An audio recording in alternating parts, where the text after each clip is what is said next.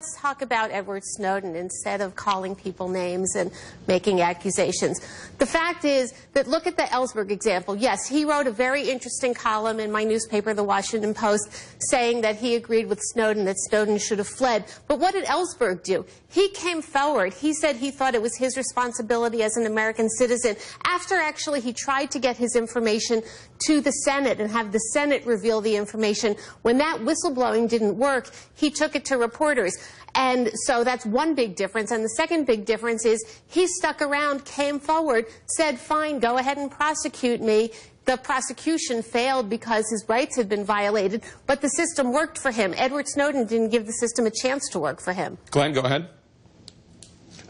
All right, first of all, why won't Ruth Marcus answer the question, should the top officials in the Obama administration, to which she's a loyalist, why shouldn't they, after they got caught lying by the documents that Mr. Snowden came forward to publish? Remember, when I met him in Hong Kong, the first thing he said to me is, I have documents proving that the top national security officials in the U.S. Congress have been misleading the public and lying to Congress, which is a crime. And he gave us the documents that showed that James Clapper lied when he denied that the U.S. government was collecting data on millions of Americans. Why won't she answer the question, should he be prosecuted for him having broken the law, just like she said Edward Snowden should be? And I'll tell you the answer, because people in Washington who are well connected to the government like she is do not believe that the law applies to them. They only believe that the law should be used to punish people and imprison people who don't have power in Washington or who expose the wrongdoing of American political officials. And as far as Daniel Ellsberg is concerned, just go read what he wrote. He said the world is completely different now. The U.S. government does not allow whistleblowers like they allowed him to stay out of jail, to make their case to the public.